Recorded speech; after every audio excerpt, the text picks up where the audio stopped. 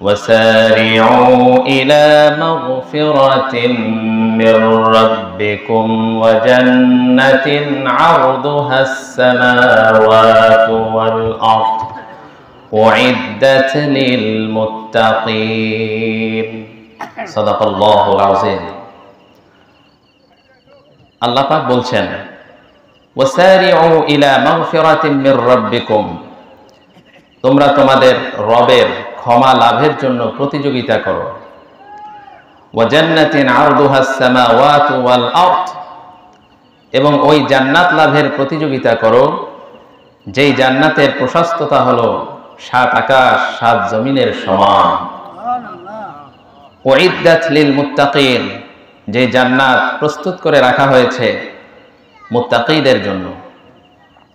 এই আয়াতে কারিমার ভিতরে আল্লাহ পাক তার বান্দাদেরকে দুটি বিষয় অর্জনের জন্য প্রতিযোগিতা করতে বলেছেন। কয়টা বিষয়? তার প্রথম বিষয় হলো ক্ষমা, আর দ্বিতীয় বিষয় হলো জান্নাত। প্রথম বিষয় কি? দ্বিতীয় বিষয়। এখন ক্ষমা কাকে বলে? ক্ষমা আমরা কিভাবে অর্জন করব? ইমাম বাগাবী তাফসির মাআলিমুত তানজিলের ভিতরে এই আয়াতের ব্যাখ্যায় লিখেছেন ওয়াসারিউ ইলা মাগফিরাতিন মির রাব্বিকুম আই সাবিকু ইলাল আ'মাল আল্লাতী তুজিবুল মাগফিরাহ, তোমরা আল্লাহর পক্ষ থেকে ক্ষমা লাভের প্রতিযোগিতা করো। এই কথার অর্থ হলো তোমরা নেক আমলের প্রতিযোগিতা করো, এমন নেক আমলের প্রতিযোগিতা করো যেই নেক আমল বান্দাকে আল্লাহর দরবারে ক্ষমা লাভের উপযুক্ত করে দেয়। আরো আসতে বলেন সুবহানাল্লাহ। কোরআনে কারীমের অন্যত্র আল্লাহ পাক বলছেন ফাস্তাবিকুল খায়রাত, তোমরা ভালো কাজে, কল্যাণমূলক কাজে, নেক আমলের কাজে পরস্পরের সাথে প্রতিযোগিতা করো। নির্দেশটা কার? আওয়াজ করে বলো, নির্দেশটা কার? আল্লাহ পাকের নির্দেশ হলো তোমরা নেক আমলের কাজে প্রতিযোগিতা করো, কিন্তু আমরা প্রতিযোগিতা করি গুনাহের কাজে। কথা বলেন। আমরা প্রতিযোগিতা করি কিভাবে সুদের ব্যবসা করে রাতারাতি ধনী হওয়া যায়। এই প্রতিযোগিতা আছে না নাই? আমরা প্রতিযোগিতা করি কিভাবে ঘুষ খেয়ে, দুর্নীতি করে, চুরিচামারি করে, মানুষের হক মেরে, জনগণের হক নষ্ট করে, ওজনে কম দিয়ে, খাদ্যে ভেজাল মিশিয়ে কিভাবে রাতারাতি ধনী হওয়া যায়, সম্পদের পাহাড় করা যায়। এই প্রতিযোগিতা আমাদের মধ্যে আছে না নাই? তাহলে মানুষ সবচেয়ে বেশি প্রতিযোগিতা করে নেক আমলের কাজে না গুনাহের কাজে? আর আমি দেখেছি বর্তমানে অধিকাংশ মানুষ সবচেয়ে বেশি গুনাহের প্রতিযোগিতা করে বিয়ের অনুষ্ঠানে। কথা বলে। বিয়ের অনুষ্ঠানে অমুসলিমদের মতো গায়ে হলুদের আয়োজন করা আপনাদের সমাজে আছে? এই এলাকায় আছে? এরপরে গান বাদ্যের আয়োজন করা, বক্স বাজানো, ডিজে পার্টির আয়োজন করা, কনসার্টের আয়োজন করা, ব্যান্ড পার্টির আয়োজন করা, মহিলা পুরুষ মিলে নাচানাচি করা। কথা বলেন। এরপরে আমি দেখেছি অনেক জায়গায় ব্যান্ড পার্টি করে মহিলা পুরুষ মিলে নাচানাচি করে হিন্দুদের মতো নর্তন আর কুর্দন করে। এই যে বিয়ের অনুষ্ঠানে গুনাহের প্রতিযোগিতা আছে না নাই? আপনি আল্লাহওয়ালা লোক, পরহেজগার লোক, বিয়ের অনুষ্ঠানে যদি গিয়ে বাধা দেন তাহলে তারা কি বলবে জানেন? সবাই তো করে, আমরা করলে সমস্যা কোথায়? একজন লোক গুনাহ করে, আল্লাহর নাফরমানি করে জাহান্নামে চলে যাবে, তার দেখা দেখি আমাকেও গুনাহ করতে হবে, জাহান্নামে যেতে হবে। এই প্রতিযোগিতা সমাজের ভিতরে আছে না নাই? আছে। আর আমি এও দেখেছি আমাদের বর্তমান যুব সম্প্রদায়, তারা সবচেয়ে বেশি গুনাহের প্রতিযোগিতা করে অমুসলিমদের তৈরি করা অপসংস্কৃতি পালন করতে গিয়ে। কথা বলেন। যেমন 31st নাইট, এই রাত্রে তো ঢাকা শহরকে একেবারে জাহান্নামের টুকরায় পরিণত করে দেওয়া হবে। কথা বলেন। এই রাতে আতশবাজি আর পটকাবাজি ফোটানোর মাধ্যমে অসংখ্য নারী, শিশু, বৃদ্ধ লোক, হার্টের রোগী যারা, তাদেরকে কষ্ট দেওয়া হয়, আছে না নাই? এরপরে পহেলা বৈশাখ, ভ্যালেন্টাইন ডে, বিশ্ব ভালোবাসা দিবস নামক বিশ্ব বেহায়া দিবস পালন করতে গিয়ে যুবকরা গুনাহের প্রতিযোগিতায় মেতে ওঠে, ঠিক কিনা বলে? অথচ আল্লাহর নির্দেশ কি? ফাস্তাবিকুল খায়রাত, তোমরা নেক আমলের কাজে প্রতিযোগিতা করো। সুবহানাল্লাহ পড়বেন না? এজন্য আল্লাহ রাব্বুল আলামিন বলেন, ওয়াসারিউ ইলা মাগফিরাতিন মির রাব্বিকুম ওয়া জান্নাতিন আরদুহাস সামাওয়াতু ওয়াল আরদ উইদ্দাত লিল মুত্তাকিন। তোমরা পরস্পর নেক আমলের কাজে প্রতিযোগিতা করো এবং ওই জান্নাত লাভের প্রতিযোগিতা করো যেই জান্নাতের প্রশস্ততা হলো 7 আকাশ 7 জমিনের সমান। বলেন সুবহানাল্লাহ। মানুষ সাধারণত আকাশের থেকে, জমিনের থেকে অধিক বিস্তৃত, অধিক বড় কোন বস্তুকে কল্পনা করতে পারে না, ঠিক কিনা কোন? এজন্য মানুষকে সহজে বুঝাবার জন্য আল্লাহ পাক জান্নাতের প্রশস্ততাকে আকাশ ও জমিনের প্রশস্ততার সঙ্গে তুলনা করে বুঝাচ্ছেন। 7 আসমান 7 জমিন যেরকম বড়, জান্নাত ঠিক ওই রকম বড়। আরেকটু আস্তে সুবহানাল্লাহ। সুবহানাল্লাহ বলতে কি কষ্ট হয়? একটু জোরে সোরে বলুন সুবহানাল্লাহ। জান্নাতের প্রশস্ততাই যদি এত বড় হয়, তাহলে সেই জান্নাতের দৈর্ঘ্য কত বড় এবং সেই জান্নাতের সৌন্দর্য কত বেশি হবে, কত মনোরম হবে, কত আকর্ষণীয় হবে। সুবহানাল্লাহ। হাদিস শরীফের মধ্যে এসেছে, নবীজি বলেছেন, আল্লাহ পাক বলেন, আ'দাতু লিইবাদিয়াস সালিহিন মা লা আইনুন রাআত ওয়ালা উযুনুন সামিআত ওয়ালা খাতারা আলা কলবি বাশার। আল্লাহ পাক বলেন, আমি আমার প্রিয় বান্দাদের জন্য এমন জান্নাত তৈরি করে রেখেছি যে জান্নাতের সৌন্দর্য পৃথিবীর কোন চোখ দেখে নাই, কোন কান শোনে নাই, কোন হৃদয় কল্পনাও করতে পারবে না যে জান্নাতটা কত সুন্দর হতে পারে। বলেন সুবহানাল্লাহ। এত সুন্দর করে, এত আকর্ষণীয় করে, এত মনোরম করে, এত ডিজাইন করে আল্লাহ পাক জান্নাতকে তৈরি করেছেন। এবং এই জান্নাতকে আল্লাহ পাক 8টি স্তরে বিন্যস্ত করেছেন। কয়টা? আওয়াজ করে বলুন, কয়টা? জান্নাতুল ফেরদাউস, দারুল মাকাম, দারুল করার, দারুল সালাম, জান্নাতুল মাওয়া, জান্নাতুল নাঈম, দারুল খুলদ, জান্নাতুল আদন। কয়টা? 8টি স্তর। তার ভিতরে সর্বোচ্চ এবং সর্বোত্তম স্তর হলো জান্নাতুল ফেরদাউস। এই 8টি জান্নাতের ভিতরে আপনারা কোনটা চান? বড়টা না ছোটটা? বড়টার নাম কি? জোরে বলেন। আমরা সবাই বড় জান্নাত চাই, তবে আপনাকে সেই জান্নাত পেতে হলে 3টা কাজ করতে হবে। আমি আপনাকে 3টা আমলের পরামর্শ দিব। কয়টা? তার 2টা আমল আমরা কোরআন থেকে নেব, আর একটা আমল হাদিস থেকে নেব। সুবহানাল্লাহ বলবেন না?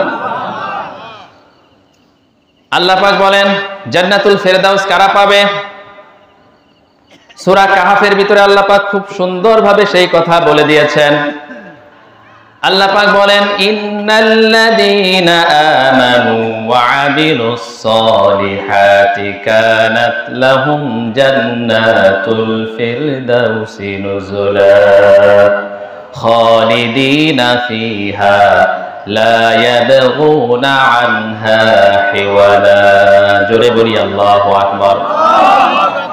আল্লাহ পাক বলেন, যারা নাকি ঈমান আনবে এবং আমলে সালেহ করবে, নেক আমল করবে, তাদের জন্য আমি রেখেছি চিরসুখের স্থান জান্নাতুল ফেরদাউস। সেখানে তারা চিরকাল বসবাস করবে, আর সেই জান্নাতুল ফেরদাউস থেকে তারা কখনো বের হতে চাইবে না। বলেন সুবহানাল্লাহ। কোরআনে কারীমের এই আয়াত থেকে আমরা জানলাম জান্নাতুল ফেরদাউস পেতে হলে কয়টা আমল লাগবে? 2টা। একটা হলো ঈমান আর নেক আমল। ঈমান মানে বিশ্বাস, ঈমান মানে কি? বিশ্বাস হবে কার উপরে? আল্লাহর উপরে এবং আল্লাহ রসুলের উপরে। ঈমান ঠিক করতে হবে, কথা বলেন না, এবং নেক আমল করে যেতে হবে। কি আমল? নাকি বদ আমল করবেন? গুনাহের কাজ করলে জান্নাত পাওয়া যাবে? গুনাহ ছেড়ে দিতে হবে, গুনাহ ছেড়ে আপনাকে নেক আমল করে যেতে হবে। আরেকটি আমল হচ্ছে দোয়া করা। কি করা?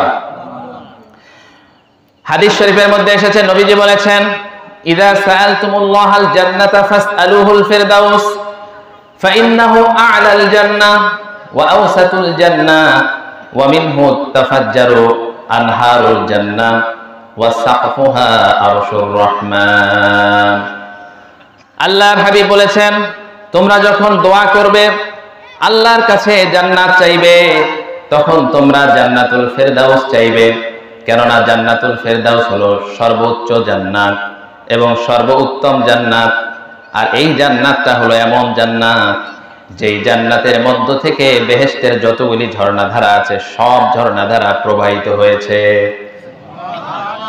শুধু তাই নয়, এই জান্নাতুল ফেরদাউস হলো এমন জান্নাত যেই জান্নাতের উপরেই রয়েছে আল্লাহ রাব্বুল আলামিনের আরশে আজিম।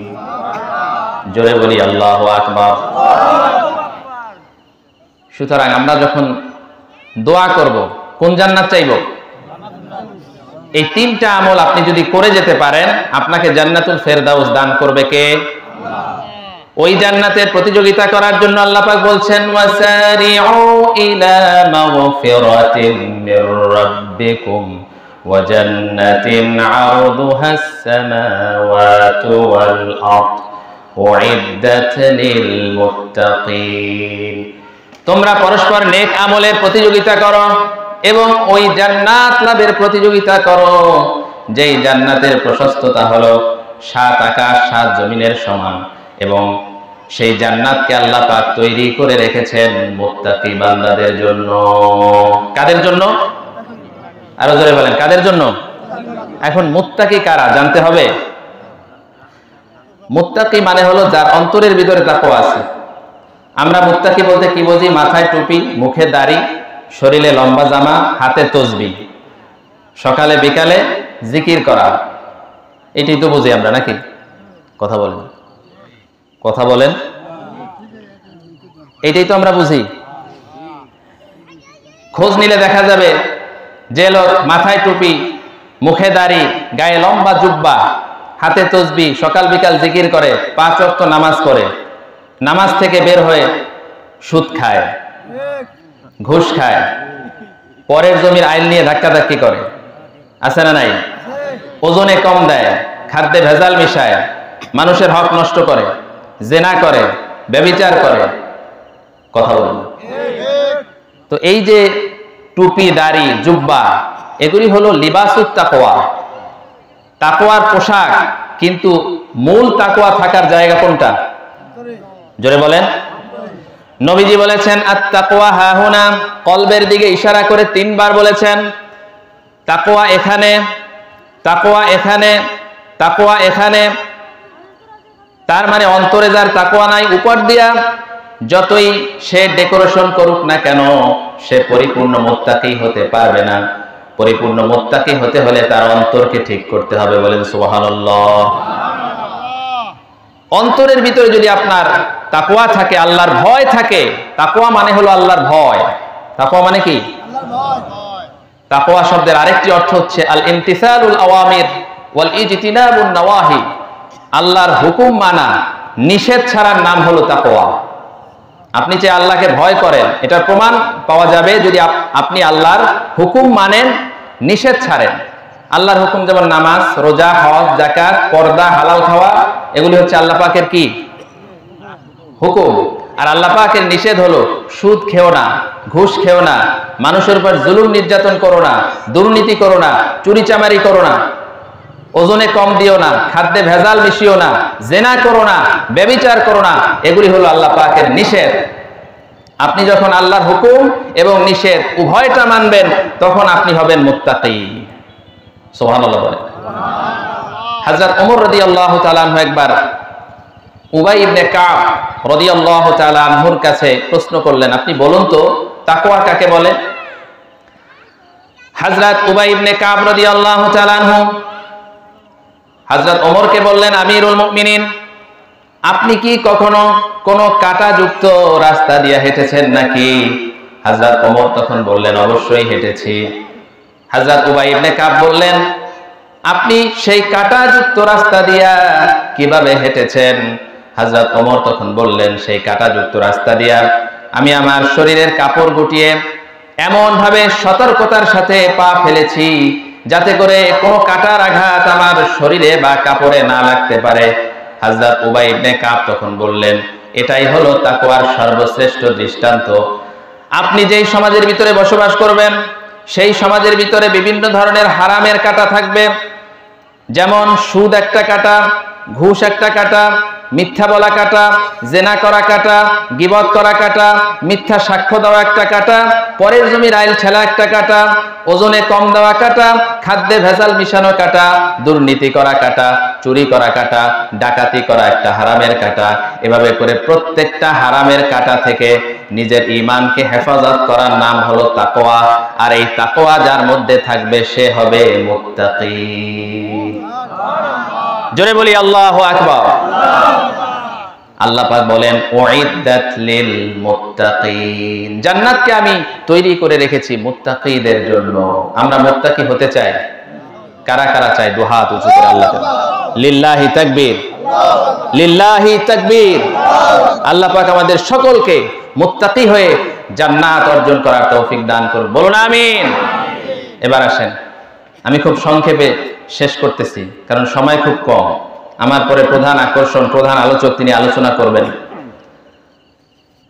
সম্মানিত হাজিরিন, এর পরের আয়াতে আল্লাহ পাক মুত্তাকিদের কিছু সিফাত বর্ণনা করতেছেন, কিছু গুণ তুলে ধরেছেন। 5টা গুণ মুত্তাকি হতে হলে কয়টা গুণ লাগবে? আল্লাহ পাক বলেন মুত্তাকি কারা। এবার মুত্তাকিদের গুণ আল্লাহ পাক বর্ণনা করতেছেন।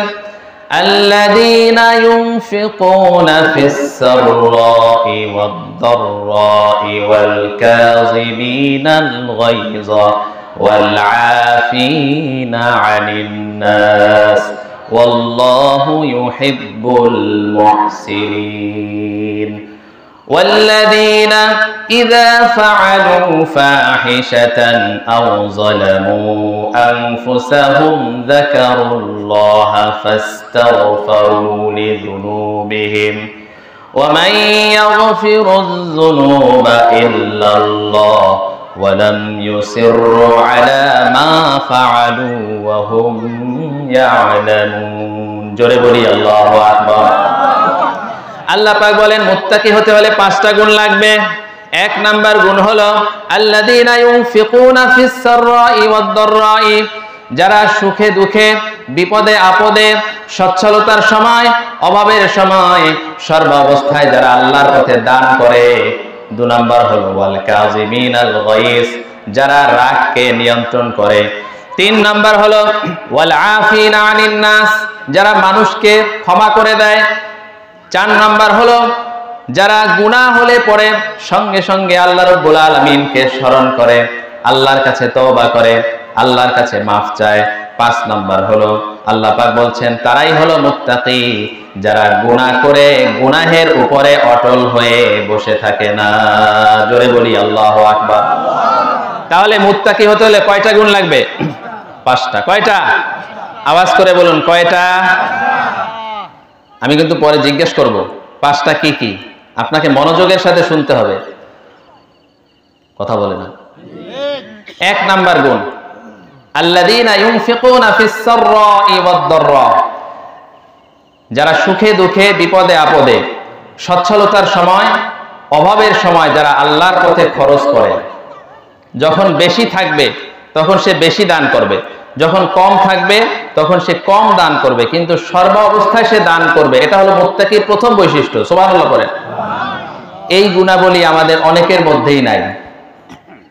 কি বলেন? আছে? এই গুণাবলী কিন্তু আমাদের অনেকের মধ্যেই নাই। আমরা দান করতে চাই না আল্লাহর পথে। কেন দান করতে চাই না? আমরা অধিকাংশ লোক মনে করি দান করলে সম্পদ কমে যাবে। কথা বলেন না? এজন্য দেখবেন অনেক লোক আছে যাদের উপরে যাকাত ফরজ হওয়া সত্ত্বেও যাকাত আদায় করে না, আছে না নাই? হজ ফরজ হওয়া সত্ত্বেও অনেক লোক আছে সম্পদ কমে যাবে এই ভয়ে সে হজ আদায় করে না। কোরবানি ওয়াজিব হওয়া সত্ত্বেও সে কোরবানি আদায় করে না, আছে না নাই? মসজিদে দান করে না, মাদ্রাসায় দান করে না, মাহফিলে দান করে না, ইয়াতিম মিসকিনদেরকে দান করে না, ভিক্ষুককে দান করে না। একজন ভিক্ষুক আসছে ভিক্ষা চাওয়ার জন্য, তাকে ধমক দিয়া তাড়ায় দেয়, এরকম লোক আছে না নাই? আছে। আল্লাহর পথে খরচ করতে চায় না, অথচ এই লোকটাই এলাকায় যদি একটা কনসার্ট হয়, গান বাদ্যের অনুষ্ঠানের আয়োজন করা হয়, গুনাহের কোনো আয়োজন করা হয়, ওখানে দান করবে। তো ওইটা দান করা কি জায়েজ না না জায়েজ? সম্পূর্ণ হারাম। গুনাহের রাস্তায় দান করা যাবে না। আল্লাহর দেওয়া রিজিক আল্লাহর পথে খরচ করতে হবে। সুবহানাল্লাহ বলবেন না? আমরা মনে করি দান করলে সম্পদ কমে যায়, আসলে কি সম্পদ কমে না বাড়ে? এটা আমার কথা না, আল্লাহ পাক ওয়াদা দিয়েছেন বান্দার সাথে। আল্লাহ পাক বলেন, মাসালুল লাযীনা ইউনফিকুনা ফী সাবিলিল্লাহি কামাসালি হাববাতিন أنبتت 7 سنابل في كل سنبلة 100 حبة والله يضاعف لمن يشاء والله واسع عليم। জোরে বলি আল্লাহু আকবার। আল্লাহ পাক বলেন, তোমরা যে আল্লাহর পথে খরচ করো, দান করো, সেই দানের দৃষ্টান্ত হলো একটা চারা বীজের মতো। একটা বীজ যেভাবে জমিনের ভিতরে বপন করলে সেই বীজ থেকে একটা চারা গাছ উদ্গত হয়, সেই চারা গাছে 7টা শীষ তৈরি হয়, প্রত্যেকটা শীষে 100 করে দানা হয়, আর 7টা শীষে আল্লাহ পাক বান্দাকে খাওয়াবার জন্য রিজিক হিসাবে 700 দানা দান করেন। শুধু তাই নয়, আল্লাহ পাক যাকে চান তাকে আরো বেশি দান করেন, কারণ আল্লাহর কুদরতি ভান্ডারে কোনো জিনিসের অভাব নাই। ঠিক কিনা বলেন? আল্লাহ পাক বলেন যে তোমরা যে দান করো, সেই দানের দৃষ্টান্ত হলো একটা চারা বীজ। একটা বীজ বপন করলে যেভাবে সেই বীজ থেকে 700 দানা পাওয়া যায় বা তার থেকে বেশিও পাওয়া যায়, তোমরা যে আল্লাহর পথে 1 টাকা খরচ করো, সেই 1 টাকার বিনিময়ে আল্লাহ পাক তোমাকে 700 গুণ সম্পদ বাড়িয়ে দেন। আরো আসতে বলেন সুবহানাল্লাহ। তাহলে দান করলে কি সম্পদ কমে না বাড়ে? ওয়াদাটা কি আমার না আল্লাহর? জোরে বলেন কার? আল্লাহ পাকের ওয়াদা। এখন অনেক লোক মনে করতে পারেন দান করলে যেহেতু সম্পদ বাড়ে, অতএব সুদ ঘুষের টাকা থেকে, পরেরটা মেরে খাওয়া টাকা থেকে, মাদক ব্যবসার টাকা থেকে জনমের মতো আল্লাহর পথে খরচ করবে। কথা বলেন, এরকম লোক আছে না নাই? দেখবেন আমাদের সমাজে মসজিদ, মাদ্রাসা, মাহফিল বা অন্য কোনো অনুষ্ঠানে সবচেয়ে বড় দান করে কারা? যারা সুদখোর, ঘুষখোর, মাদক ব্যবসায়ী। আছে না নাই? আমি সব জায়গায় এই কথাটা বলে থাকি, আপনাদেরকেও বলি, সুদ ঘুষ হারাম টাকা থেকে যদি আপনি জানেন যে মসজিদ মাদ্রাসায় ওই লোকটা দান করতেছে, ওই টাকাটা মসজিদের মতো, মাদ্রাসার মতো পবিত্র জায়গায় খরচ করবেন না। ওই টাকাটা দিয়া টয়লেট করে দেবেন, পেশাবখানা করে দেবেন, কারণ নাপাক টাকা নাপাক কাজে ব্যয় করতে হবে। ঠিক কিনা বলেন? আর অনেক মাদক ব্যবসায়ী আছে যারা বড় বড় দান করে। আছে না নাই? আপনাদের এলাকায় মাদক ব্যবসায়ী আছে নাকি? আছে? কম না বেশি? অনেক মাদক ব্যবসায়ী আছে। এই যে রমজান মাস আসছে, রমজান মাসে দেখবেন মসজিদে ইফতারি দেয়। যদি মাদক ব্যবসার টাকা থেকে মসজিদে ইফতারি দেয়, ওই ইফতারি রোজাদাররা খাবে না, ওই ইফতারি কুকুরকে খাওয়াই দেবেন। ঠিক কিনা বলেন? কারণ নাপাক টাকার ইফতারি যদি আপনি ভক্ষণ করেন রোজাদার হয়ে, তাহলে আপনার রোজা কবুল হবে না। কারণ আল্লাহ হচ্ছেন পবিত্র। ইন্নাল্লাহ তাইয়্যিব লা ইয়াকবালু ইল্লা তাইয়্যিবা। আল্লাহ হচ্ছেন পবিত্র, আল্লাহ পবিত্র ছাড়া, হালাল ছাড়া কোনো ইবাদত কবুল করবে না। ঠিক কিনা বলেন? কাজেই মাদক ব্যবসার টাকা মসজিদে নিবেন না, বয়কট করুন মাদক ব্যবসায়ীদেরকে। সামাজিকভাবে সকল দিক থেকে তাদেরকে বয়কট করে দেয়। তারা মানবতার শত্রু, তারা ইসলামের শত্রু, তারা আল্লাহর শত্রু, তারা রসুলের শত্রু, তারা যুব সম্প্রদায়ের শত্রু। ঠিক কিনা বলেন? এই প্রজন্মকে ধ্বংস করতেছে তারা। এই সমস্ত মাদক ব্যবসায়ীদেরকে বয়কট করুন। তাদের কোনো অনুষ্ঠানে যাবেন না, তাদের কোনো দাওয়াতে অংশগ্রহণ করবেন না, তাদের বিয়ের অনুষ্ঠান বয়কট করুন। তাদের ব্যাপারে হযরত আব্দুল্লাহ ইবনে ওমর রাদিয়াল্লাহু তাআলা আনহুর একটা ফতোয়া আছে, শুনবেননি?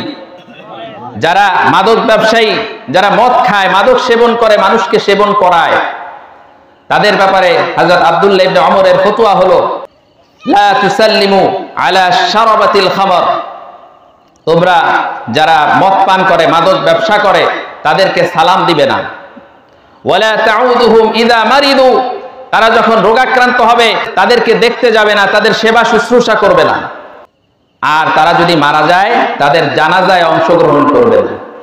যেখানে সালাম দেওয়া নিষেধ, রোগাক্রান্ত হলে সেবা করা নিষেধ, মারা গেলে জানাজায় অংশগ্রহণ করা নিষেধ, সেই মাদক ব্যবসায়ীদের সঙ্গে কোনো মুসলমানের সম্পর্ক থাকতে পারে না, ঠিক কিনা বলেন?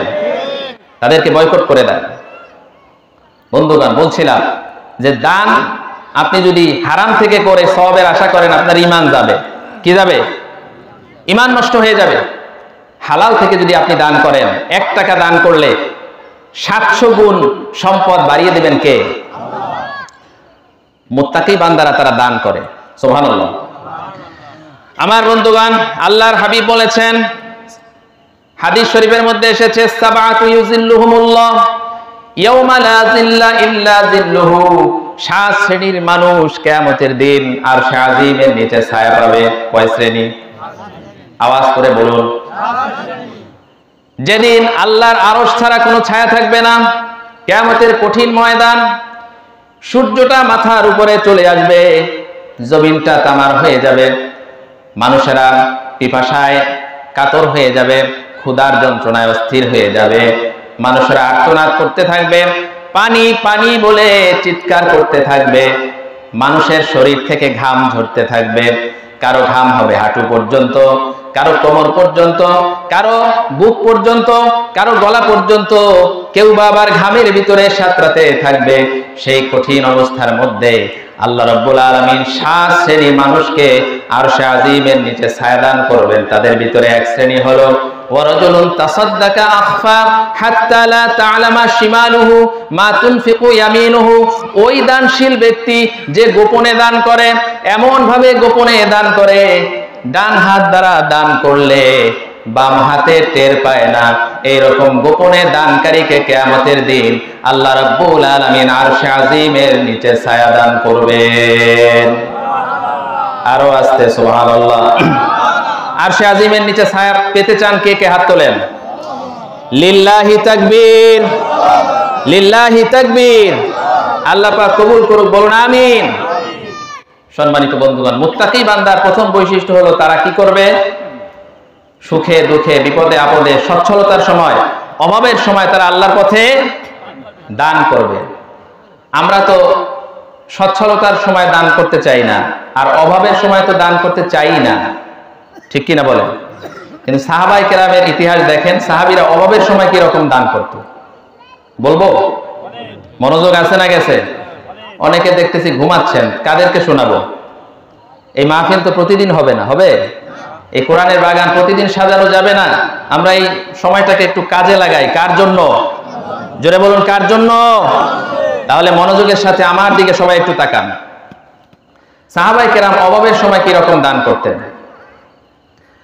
আল্লাহ রাসূল নবীজি মুহাম্মদ সাল্লাল্লাহু আলাইহি সাল্লামের দরবারে একবার এক ব্যক্তি আসলো, এসে বলল, ইন্নী মাজহুদুন, হে রাসূল আমি খুব ক্ষুধার্ত, আমাকে কিছু খাবার দেন। রাসূল করিম সাল্লাল্লাহু আলাইহি ওয়াসাল্লাম তখন একজন সাহাবীকে তার এক স্ত্রীর ঘরে পাঠিয়ে দিলেন, বললেন যাও গিয়ে দেখো তো ঘরে কোনো খাবার আছে কিনা। তিনি যখন ঘরে গিয়ে খাবার চাইলেন, তখন তার স্ত্রী বলল যে ঘরে শুধুমাত্র পানি ছাড়া আর কোনো খাবার নাই। সুবহানাল্লাহ। দ্বিতীয় আর এক স্ত্রীর ঘরে পাঠালেন, বললেন দেখো তো ঘরে কোনো খাবার আছে কিনা। তিনিও একই কথা বললেন, পানি ছাড়া আর কোনো খাবার নাই। তৃতীয় আর এক স্ত্রীর ঘরে পাঠালেন, তিনিও একই কথা বললেন যে আমার ঘরে পানি ছাড়া আর কোনো খাবার নেই। সুবহানাল্লাহ পড়বেন না? আল্লাহর হাবিব তখন উপস্থিত সাহাবীদেরকে লক্ষ্য করে বললেন, সাহাবীরা তোমাদের ভিতরে কে আছো আজকের রাতে এই লোকটাকে একটু মেহমানদারি করাবে, আমি তার জন্য দোয়া করব, আল্লাহ রাব্বুল আলামিন তার উপরে রহমত নাজিল করবেন। একজন আনসারী সাহাবী দাঁড়িয়ে গেল, বলল হে রাসূল আমি এই লোকটাকে মেহমানদারি করাবো। তিনি মেহমানকে নিয়ে বাড়িতে চলে গেলেন, ঘরের দরজার বাহিরে তাকে দাঁড় করায় রেখে ঘরের ভিতরে প্রবেশ করেছেন। স্ত্রীর কাছে গিয়া জিজ্ঞেস করলেন, আজ আমাদের বাড়িতে একজন মেহমান এসেছে, মেহমানকে আমরা কিছু খাবার খাওয়াবো, ঘরে কোনো খাবার আছে কিনা? স্ত্রী তখন বলল, ঘরে তো কোনো খাবার নাই, শুধুমাত্র বাচ্চাদের কিছু খাবার আছে, আর কোনো খাবার নাই, তুমি কি দেয়া মেহমানদারি করাবা? স্বামী তখন বলল, বাচ্চাদের খাবার দিয়েই আমরা মেহমানকে মেহমানদারি করাবো। মেহমান যখন ঘরের ভিতরে প্রবেশ করবে তখন বাচ্চাদেরকে ঘুম পাড়ায় দিও, আর তুমি কৌশলে ঘরের বাতিটা বন্ধ করে দিও। ঘরের ভিতরে বসে আমরা স্বামী স্ত্রী দুজন মিলে খাওয়ার অভিনয় করব। মেহমান মনে করবে আমরাও ভিতরে বসে খাচ্ছি। সে এই চিন্তা করে ওই খাবার খেয়ে তার তৃপ্তি নিবারণ করবে। বলেন সুবহানাল্লাহ। যেমন কথা সেরকম কাজ। মেহমান যখন ঘরের ভিতরে প্রবেশ করলো, ওই ব্যক্তি বাচ্চাদের খাবার এনে মেহমানের সামনে দিল, বাতিটা বন্ধ করে দেওয়া হলো। স্বামী স্ত্রী দুজন মিলে ঘরের মধ্যে বসে খাবার খাওয়ার অভিনয় করতেছে। মেহমান মনে করতেছে যে তারাও ঘরের ভিতরে বসে খাবার খাচ্ছে। তিনি তখন সেই খাবার তৃপ্তি সহকারে খেয়ে তার ক্ষুধা নিবারণ করলেন। ওই স্বামী স্ত্রী তারা তাদের সন্তানদেরকে নিয়ে সারা রাত উপোস করলেন, খাবার খেতে পারলেন না।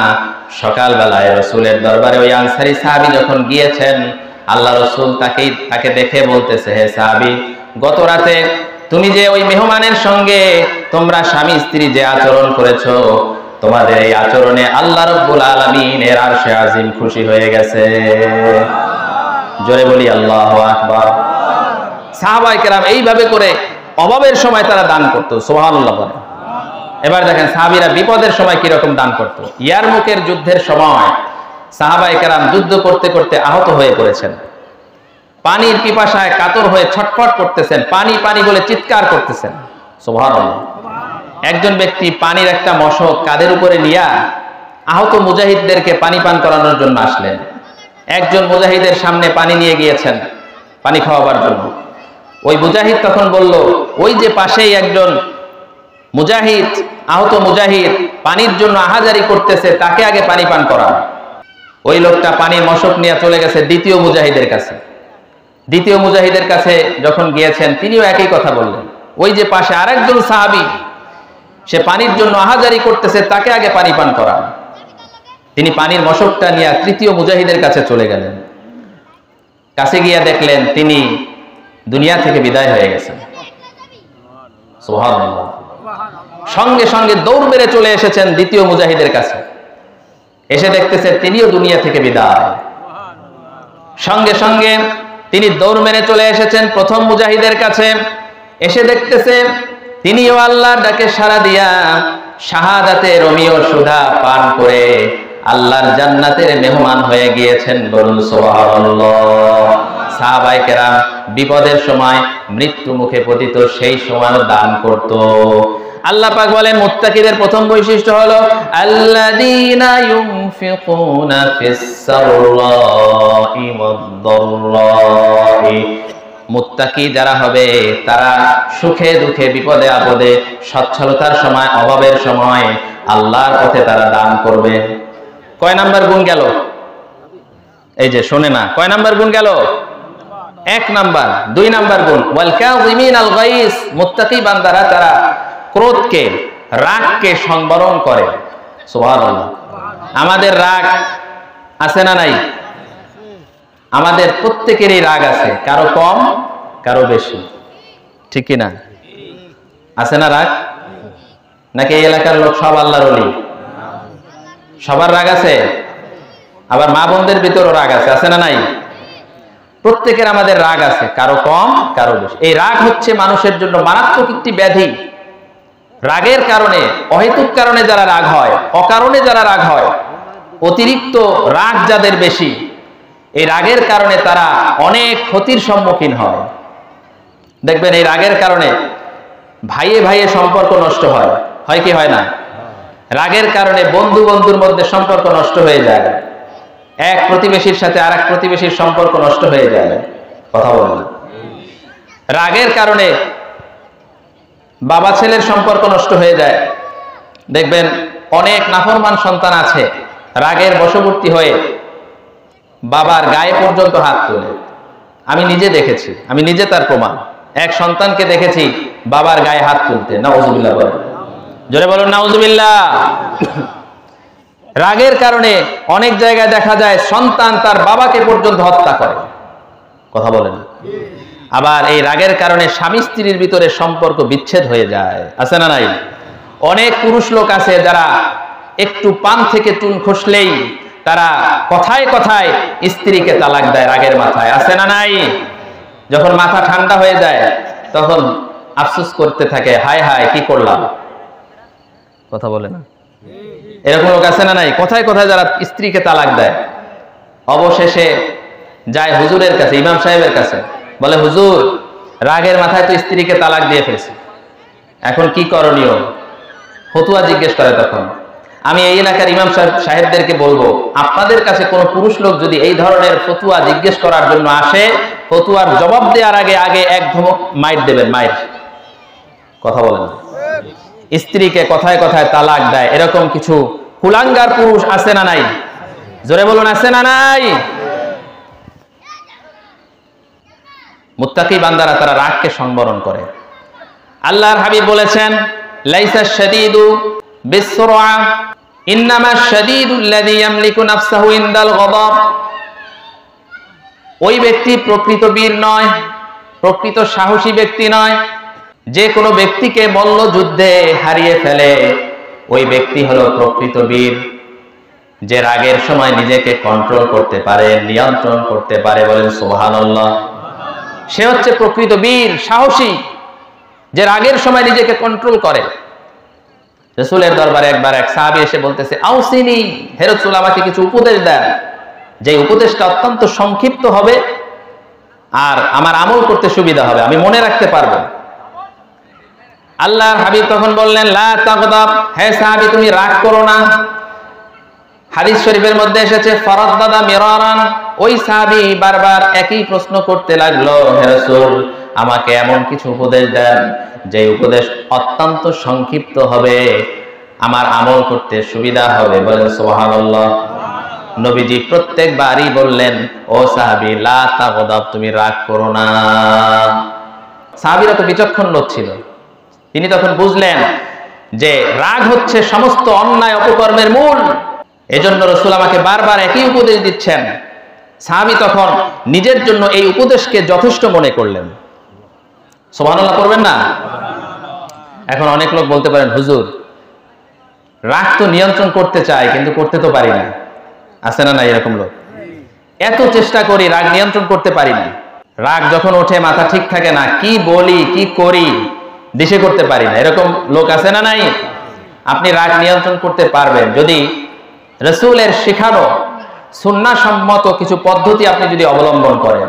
বলবো এক নাম্বার পদ্ধতি, রাগ যখন উঠবে তখন দোয়া করবেন, রাসূলের শেখানো দোয়া।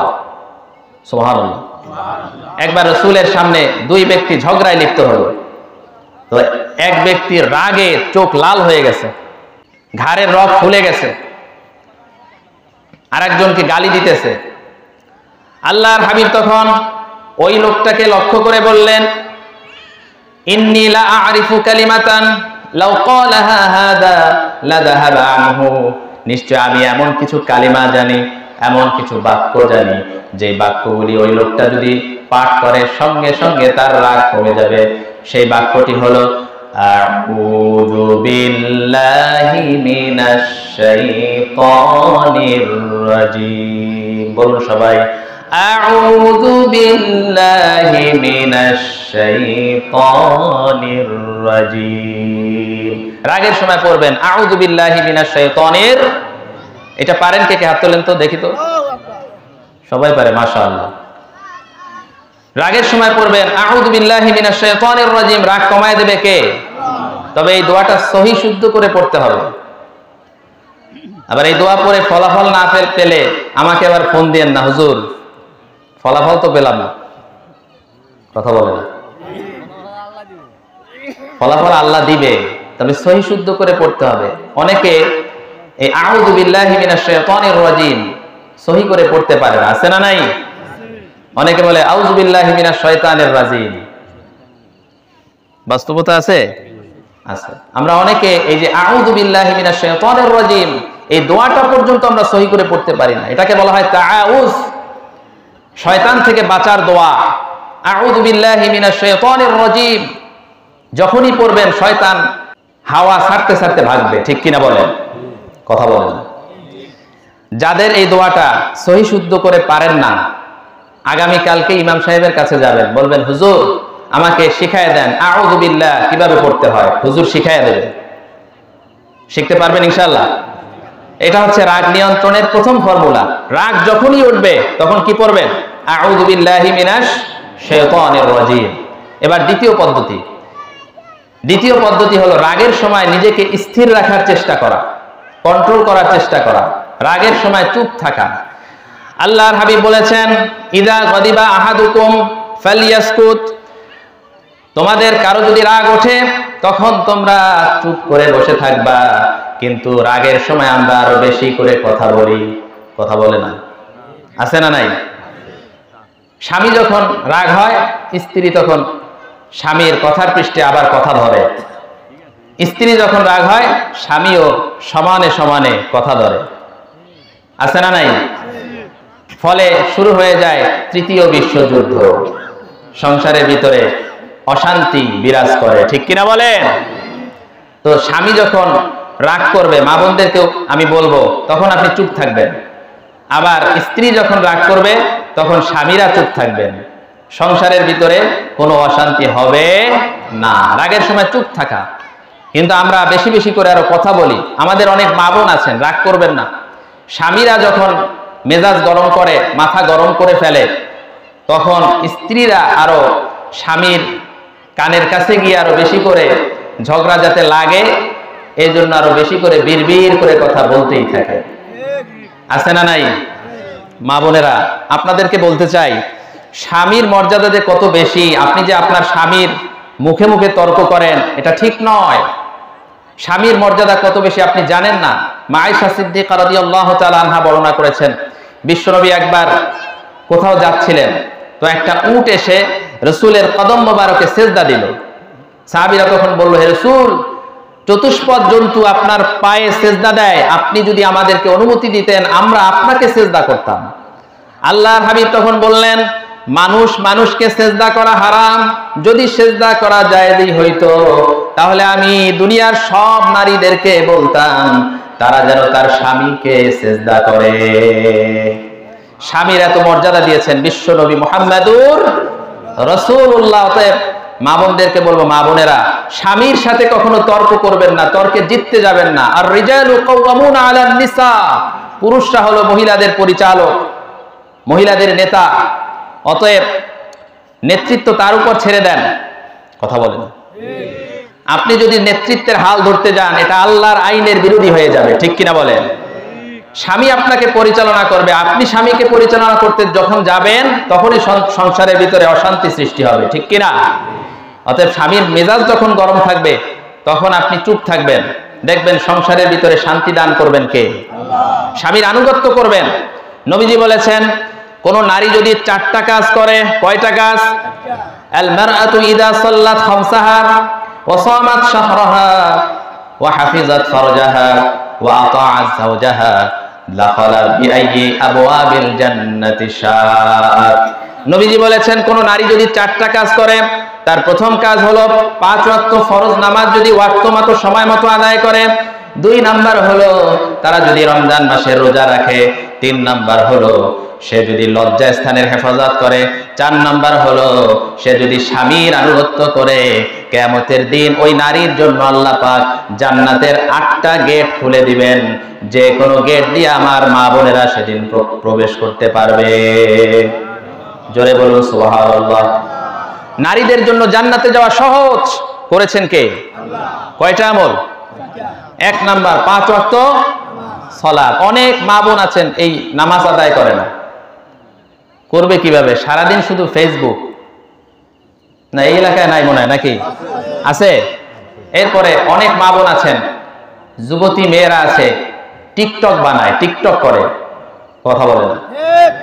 কি একটা জাহেলিয়াতের যুগে আছি আমরা, মেয়েরা টিকটক করে, সেগুলি আবার ফেসবুকে ছাড়ে, রিলসে ছাড়ে, স্টোরিতে দেয়। এই সমস্ত বেহায়াপনা, এগুলি জাহিলিয়াতের যুগের বেহায়াপনাকেও হার মানায়, ঠিক কিনা বলেন? কাজে মা বোনেরা, যারা এই টিকটকের রোগ যাদের মধ্যে আছে, থেমে যান, আপনি থেমে যান। আপনি থাকবেন পর্দার ভিতরে।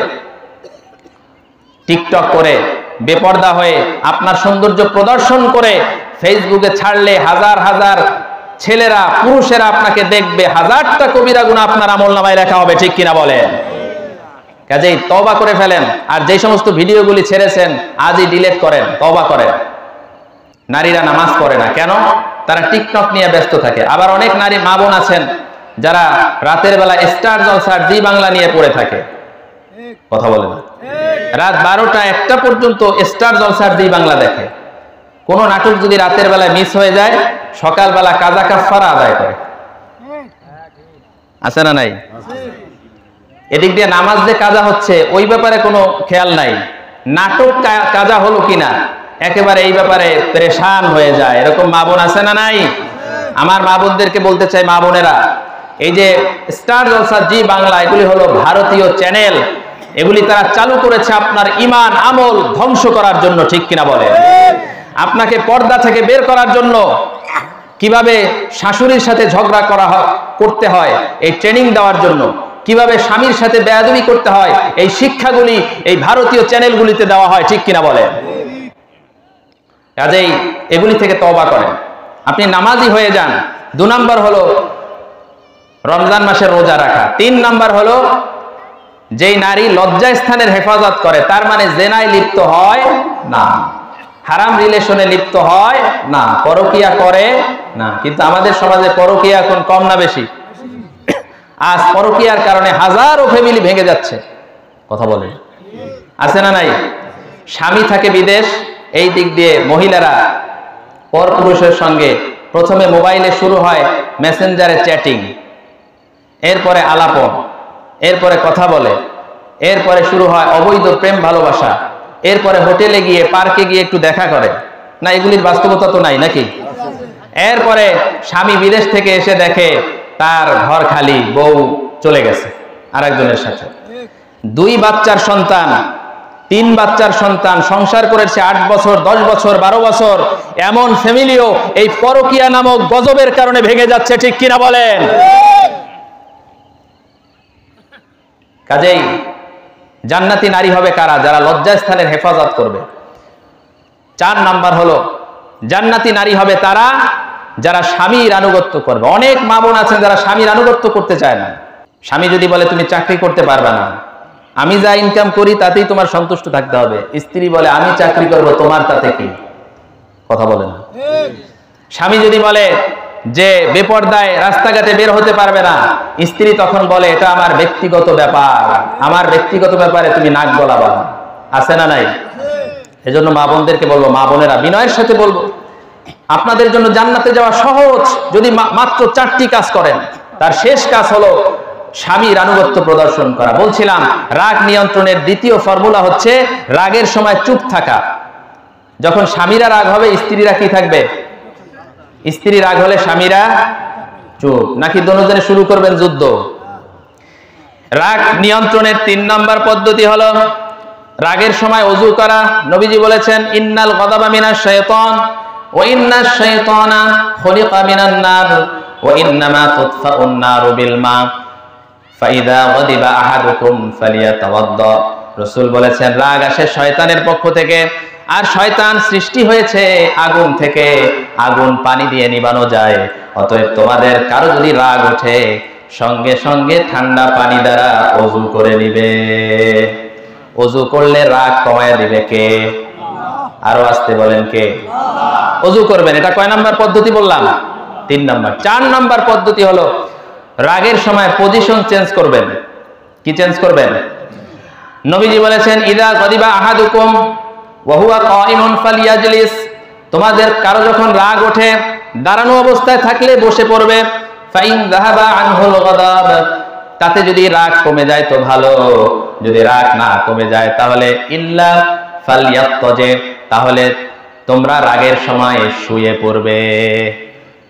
দাঁড়ানো অবস্থায় যদি রাগ হয় তাহলে বসে পড়বে, বসা অবস্থায় যদি রাগ ওঠে শুয়ে পড়বে। এভাবে করে পজিশন চেঞ্জ করার মাধ্যমে রাগ কি হয়ে যাবে? কমে যাবে। ঠিক কিনা বলেন? তাহলে মুত্তাকি বান্দারা তারা রাগকে কি করে? নিয়ন্ত্রণ করে। অহেতুক কারণে রাগ হয় না, ঠিক কিনা? অকারণে রাগ হয় না, তবে কিছু কিছু কারণে রাগ হওয়া বৈধ আছে। সুবহানাল্লাহ পড়বেন না? সমাজের ভিতরে যদি অন্যায় অপরাধ বেড়ে যায়, অশ্লীলতা বেড়ে যায়, বেহায়াপনা বেড়ে যায়, মাদক বেড়ে যায়, চুরি বেড়ে যায়, ডাকাতি বেড়ে যায়, এরপরে ইসলাম বিরোধী কার্যকলাপ যেমন সমাজের ভিতরে যদি শিরক বেড়ে যায়, মাজার পূজা, কবর পূজা যদি বেড়ে যায়, এরপরে সমাজের ভিতরে যদি জুলুম বেড়ে যায়, জালিম যদি মাথাচাড়া দিয়ে ওঠে, তাহলে সেই মুহূর্তে আপনাকে রাগের প্রকাশ ঘটিয়ে অন্যায়ের প্রতিবাদ করার জন্য সিংহের মতো গর্জন দিয়ে উঠতে হবে। ঠিক কিনা বলেন? কিন্তু তখন আমরা পাশ কেটে চলি। কথা বলেন, কি করে চলি? আমরা অন্যায়ের প্রতিবাদ করি না। যারা অন্যায়ের প্রতিবাদ করবে না, পাশ কেটে চলে, পিঠ বাজায় চলে, তারা তো মুনাফিক। তারা কি? যারা মুমিন তারা সব সময় অন্যায়ের প্রতিবাদী হবে। আমরা তখন বিড়াল সাজি আর ঘরে আসলে সিংহের মতো গর্জন দেই স্ত্রীর সঙ্গে। ঠিক কিনা বলেন? কথা বলেন। তো রাগ কোথায় প্রকাশ করবেন? যেখানে অন্যায় অপরাধ হবে, অশ্লীলতা বেড়ে যাবে, জুলুম বেড়ে যাবে, জালিম মাথাচাড়া দিয়ে উঠবে, তার বিরুদ্ধে আপনাকে রাগকে কাজে লাগাতে হবে। কিন্তু আমরা তখন রাগকে কাজে লাগাই না। তবে আপনারা দেখেছেন গত 5ই আগস্ট ছাত্র জনতা জালিমের বিরুদ্ধে তাদের ক্ষোভের প্রকাশ ঘটিয়ে কিভাবে গর্জে উঠেছিল। ঠিক কিনা বলেন? ছাত্র জনতার গণ অভ্যুত্থানের কারণে স্বৈরাচার জালিম বাংলাদেশ ছেড়ে দিল্লি পালাতে বাধ্য হয়েছে। ঠিক কিনা বলেন? তখন যদি রাগের প্রকাশ ছাত্ররা না ঘটাতো, ক্ষোভের প্রকাশ না ঘটাতো, সুফিগিরি দেখাতো, তাহলে তো জালিম ওই যে বলেছিল 2041 সাল পর্যন্ত তারা থাকবে, ঠিকই আপনাদের ঘাড়ের উপরে বসে সারা জীবন আপনাদের উপরে জুলুম করতো। ঠিক কিনা বলেন? কাজেই সমাজের ভিতরে যখন অন্যায় অপরাধ হবে, জুলুম হবে, জালিম যখন মাথাচাড়া দিয়ে উঠবে, তার বিরুদ্ধে আমাদেরকে হুঙ্কার দিয়ে দাঁড়িয়ে যেতে হবে। কে কে রাজি আছেন? মুসলমান হাত তোলেন। লিল্লাহি তাকবীর। আল্লাহ পাক কবুল করুন, বলুন আমিন। বলছিলাম আমার সময় শেষ হয়ে গেছে, প্রধান মেহমান তিনি চলে এসেছেন। মুত্তাকি বান্দাদের কয়টা বৈশিষ্ট্য? 5টা। 2টা বলছি, আরো আছে কয়টা? 3টা। 3টা বলতে গেলে সময় লাগবে, তো আমি এখানেই শেষ করে দিচ্ছি। আর 3টা শুধুমাত্র আমি এক কথায় বলে দিচ্ছি। যারা মানুষকে ক্ষমা করবে, আর 4 নাম্বার হলো যারা গুনাহ করার সাথে সাথে আল্লাহর কাছে তওবা করবে। সুবহানাল্লাহ পড়ে। আর গুনাহের উপরে যারা অটল হয়ে বসে থাকবে না। এই 5টা গুণ যদি আপনি অর্জন করতে পারেন তাহলে আপনি হবেন মুত্তাকি। আল্লাহ বলেন উইদ্দাত লিল মুত্তাকিন, আল্লাহ জান্নাতকে প্রস্তুত করে রেখেছেন মুত্তাকি বান্দাদের জন্য। আমার এতটুকু আলোচনার সাবস্টেন্স হলো আমরা প্রতিযোগিতা করব নেক আমলের কাজে না গুনাহের কাজে? 2টা কাজে আমরা প্রতিযোগিতা করব। এক, নেক আমলের কাজে, আর একটা হলো জান্নাত অর্জনের জন্য আমরা প্রতিযোগিতা করব। সাদাকাল্লাহুল আযীম ওয়া সাদাকা রাসূলুহুন নবিয়্যুল কারীম ওয়া নাহনু আলা যালিকা মিনাশ শাহিদিন ওয়াশ শাকিরিন ওয়াল হামদুলিল্লাহি রাব্বিল আলামিন। আমি আপনাদের কাছে দোয়া চাই, আল্লাহ যেন আমাদেরকে ইখলাসের সাথে দ্বীনের কথাগুলি বলবার এবং আমল করার তৌফিক দান করেন। যে কথাগুলি বললাম আমি সহ আপনারা সবাই যেন আমল করতে পারেন, চেষ্টা করবেন ইনশাআল্লাহ। পারবেন না ইনশাআল্লাহ? আল্লাহ পাক তৌফিক দান করেন। আসসালামু আলাইকুম ওয়া রাহমাতুল্লাহি ওয়া বারাকাতুহু।